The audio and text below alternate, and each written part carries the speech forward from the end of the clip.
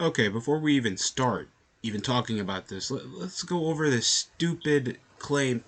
Though Papa H, they quote over Papa H. I don't even know if they're even saying that because that's what they say in the locker room, or that's because Triple H is now the head of the creative for the time being. At the helm, equivalently excited for the fans and the WWE talent. Weak, massive story set in the state. Let's be honest. Let's be honest, because I'm not reading this entire thing. To go over the forceful optimism that Vince doesn't want back over creative, over the equivalent of what's been going on. Monday Night Raw been having record low viewership, especially around the first hour. When there's a women's segment, that's possibly the worst part of the show.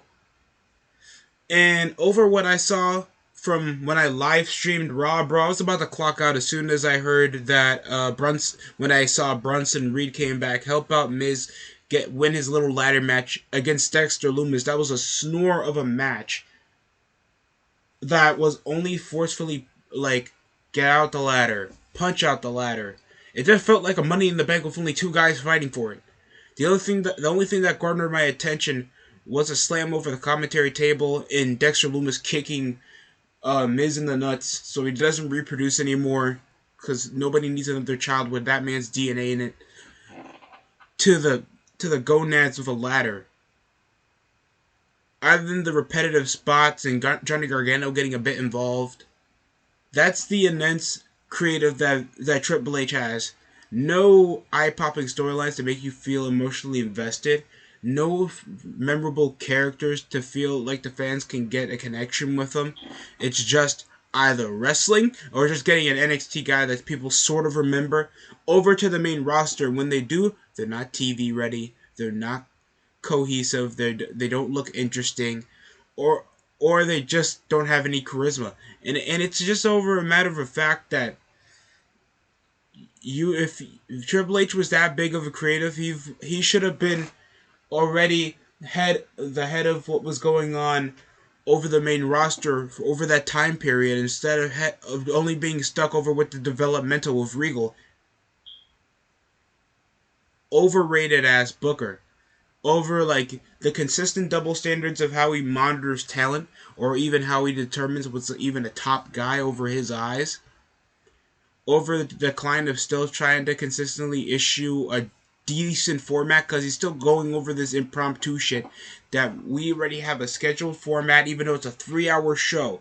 You guys should sell what matches are going to be on next week's show instead of going on impromptus and selling over the bloodline literally coming over to the show. Adam Pearce seeing that Roman Reigns is trying to run roughshod over his own show, beating up his employees, and doesn't try to sell the fact that these guys shouldn't be allowed on Monday Night Raw. There's no consequences, no drama. If anybody's even knowing this, they're just there to just put wrestling in wrestling. I really didn't need to see half the matches over the show because I just felt like they made no quintessential sense. And I just like, okay, that's going to happen. That's nearly every week of WWE. And over all this stuff, everybody just promises that they're going to bring back a wrestler, but not what they're going to do with the wrestling show. That confuses me. Because who just says that MCU just adds another, like, whenever you see like a DC movie, they don't change just the character. They just change the game of how the story is told. So it can just be an interesting way. Like, what would happen if Darkseid beat the Justice League and take over the world? Like, that's crazy. Triple H isn't doing anything different from what Vince is doing, but he's doing this such a minute and niche prospect. It's getting less and less guys over. Doudrop, Street Profits, The New Day are somehow now on NXT.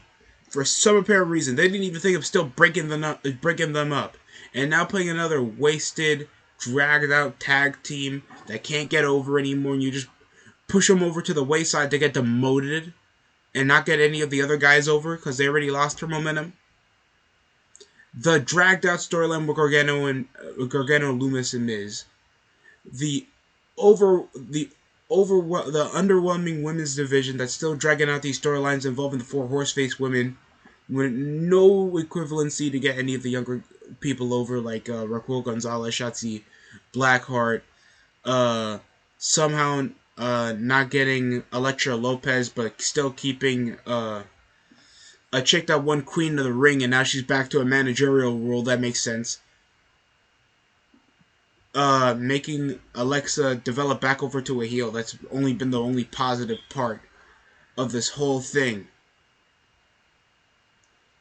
And I'm not trying to like always force pessimistic intent whenever I go over Triple H's booking, and I've been fair. I even live stream it if that was the case. If you guys want more proof that I try to give everything a fair shake, like my critiques about AEW, and I still want them to succeed. That doesn't mean that I have to force myself to always watch their product. If they're not giving me a reason to watch, that just makes a lot of sense. Like, if AEW was more of the product that it should be at least averaging 1.2, 1.3 million viewers. I'm not saying that it has to get Attitude Era numbers. It just has to get a reasonable amount of numbers that I can hear somebody talking about that in public as a conversation starter. Yet it's not. Honestly. And you see why I had to be so harsh over my critique, because it's been several months since Vince been forced over to retire over the PR that WWE has suffered that forced him to be retired. It wasn't due to his lack of creativity, or else we would still be hearing that Vince is ruining over the show. And yet, as soon as Triple H comes over to the helm, it's just that his name value alone gets the optimism of the crowd and not the content. It just agitates me that I always have to hear this crap, and yet he's not proving this off the numbers that he's drawing out or the guys that he's developing into stars. And over the new storylines, we're still getting the same dragged out characters with repetitive, one-off, one-dimensional caricatures with no personality in all of them. And even if they do have it, it's either going to be short-lived, taken out, and stuck in catering because it's in the spite of Vince's creative that was actually garnering some attention, or just flown out the window so we can just get more 20-minute matches in a 3-hour format. It's just agitating. And now I'm hearing that he's underwhelmed with how the talent's performing. Why are you upset about the toys you bought? That was your choice. You had to look at them. You had to see if they were good or not if you want to keep them on the shelf. And guess what? You gotta deal with it, Hunter. It's either add new guys over to the writing staff that actually know what they're doing, take opinions that you don't like to hear, but you need to hear it to make sure that they help out make Raw good. Especially Raw, because over the ad revenue that you accumulate off that and an extra hour over SmackDown, there's no excuse why that shouldn't be getting more ratings. And now he's underwhelmed with the talent, and there could be a possibility that now Vince could come back. I'm hoping Vince comes back. I don't care if we get a senile 10-year-old mindset humor BS. He was actually trying to get some people to get over. And now we're not getting that. And now I gotta hear, oh, Sasha Banks leaving for New Japan. How's that gonna really help?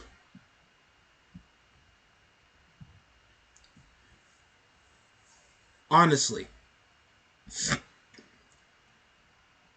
Tell me how you guys feel about Vince's booking strategies, or how you even feeling about Monday Night Raw, because even now I barely even get enough viewership to even even react to it most of the time. I just drag that out with different conversations instead of what's going on over the show, unless I see some dumb crap. Because I swear to God, if I see Dominic coming around trying to caress Rhea Ripley again, I'm gonna lose it. Thanks for watching the DST show. Like, comment, subscribe if you want to hear more from me. Watch more from me, and you can share it out to anybody you know, so you can spread the word out so I can get more subs, so we can finally grow over this channel next year overall the progress we had from this year. Thanks for watching the DST show. That's it for me.